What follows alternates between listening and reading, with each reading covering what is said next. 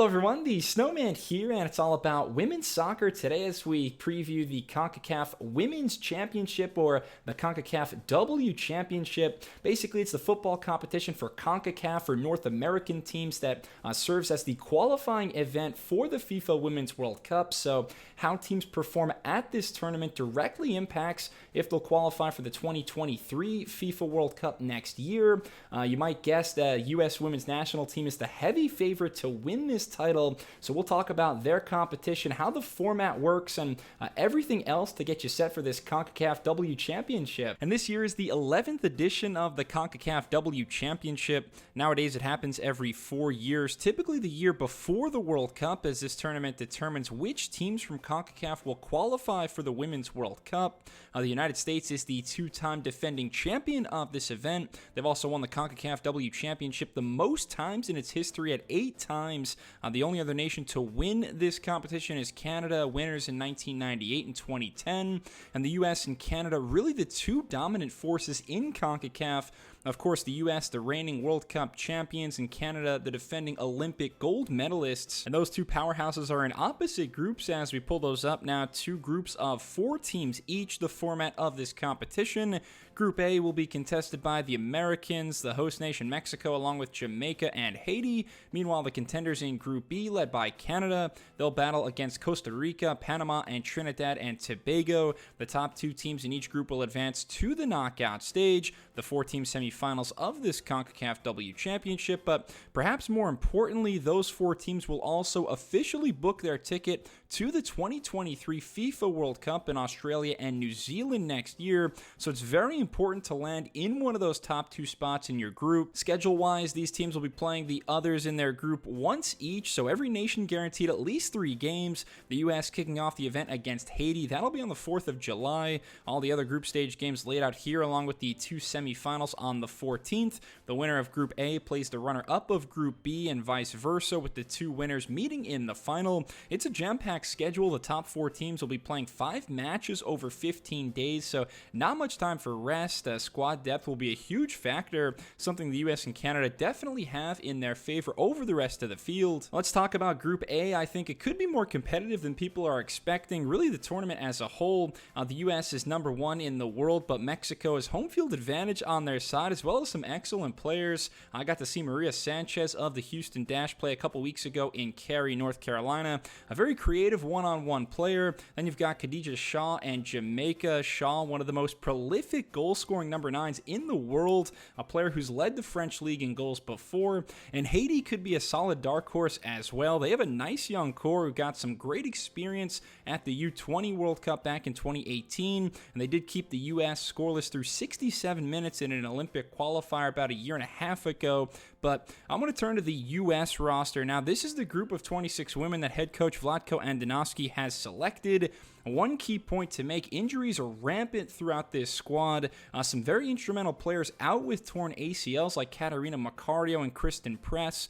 Also, center back Tierna Davidson and forward Lynn Williams likely done this year with season-ending injuries. Abby Dahlkemper and Sam Mewis dealing with injuries as well. Crystal Dunn just gave birth to her first child last month, so it's not the USA's A-plus team, but with all those subtractions, they do get some additions back. Alex Morgan and Megan Rapinoe are back after extended absences, as are veteran defenders Becky Sauerbrunn and Kelly O'Hara. The U.S. coming off a couple of solid performances against Colombia in the lead up to this event. 21-year-old forward Sophia Smith with a pair of goals in the first 3-0 win. And they also defeated the Colombians 2-0. I thought Sofia Huerta, O'Hara, and the fullbacks looked great in that second win, getting up the flanks and providing wide delivery. So unbeaten in their last 14 games, stretching back to the Olympic semifinal versus Canada. Also, Mallory Pugh, definitely a player to watch in this tournament.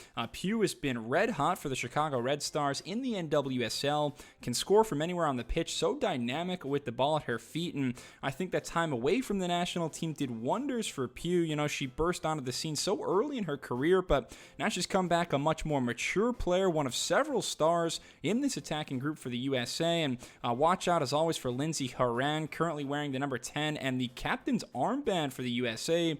I think the national team's best player has changed a lot over the past decade. Players like Wambach, Lloyd, Rapinoe, Morgan, Ertz, but right now I do trust Lindsey Horan more than anyone everyone else on the team. As for the other group, Group B, no threat looming quite as large as the Americans, but Canada is the defending Olympic gold medalist for a reason. They're a healthy favorite in Group B. Costa Rica will also like their chances to qualify for the World Cup and make it to the knockout stage, led by Raquel Rodriguez, the former NWSL Rookie of the Year with the Portland Thorns, scored the first ever World Cup goal for Costa Rica. Then you have Panama, who went undefeated during qualifying for this competition. They're looking to qualify for their first ever World Cup, haven't lost since they played against Costa Rica in September 2021. And Trinidad and Tobago, the lowest ranked team at these CONCACAF W Championships. They're the underdog, ranked at 76 in the world. Back on Canada for a sec, they're the real contenders in this group. Head coach Bev Priestman and her squad are oozing with confidence coming off the gold medal run at the Summer Olympics last year, beating Brazil, the US, and Sweden, but they've only won 2 of their past 8 games. A couple of losses to Mexico and Spain mixed in there as well, but great balance in their squad, both age-wise and positionally. Tremendous forward depth with the likes of Sinclair, Leon, Becky, Heidema, and others. Fleming, Schmidt, and Scott will control the midfield, and very experienced, very versatile defenders too. Alicia Chapman, Ashley Lawrence, and then Buchanan, Zadorsky, and Gilles, their center backs. Canada was a dominant force at this event 4 years ago. They won their first 4 games while posting a plus 23 goal differential before losing to the U.S. in the final 2-0. I want to see them get back to that more punishing style of play. Right now they seem to be very compact, very organized, and fundamentally sound in the back, but they'll need to be free-flowing to pick apart these defenses, especially if they play the U.S. in the final. We know the U.S.-Canada rivalry has been one of the most electric and meaningful in women's soccer. The Americans winning that epic back-and-forth semifinal match at the 2012 Summer Olympics. The U.S. came back from 3 separate deficits that day in London, but Canada's got the bragging rights at the moment. That lockdown 1-0 victory over the United States in last year's semifinal Olympic matchup. Jess Fleming scoring the penalty that catapulted the Canadians to an eventual gold medal. Before that match last year, the U.S. was unbeaten in their last 36 matches versus Canada, 30 wins and 6 draws. They hadn't lost since the year 2001. I will say this is a different Canadian team. They're much closer to the level of the Stars and Stripes, so difficult to break them down in their low block. It's going to be tough, but expect them to meet again in the final like they did 4 years ago. I'd call the U.S. about a 60 to 65% favorite in that matchup, but Canada and the rest of CONCACAF, they'll be ready to give the champs a run for their money over the next couple of weeks. It should be a very entertaining CONCACAF W Championship. Thanks a lot for watching my CONCACAF W Championship preview. Please let me know your thoughts, what you thought of my analysis, and who you think will win this tournament. Please follow and like and subscribe to the Snowman Sports Media for more soccer and football content. I'll be back very soon with more. Thanks a lot. Cheers.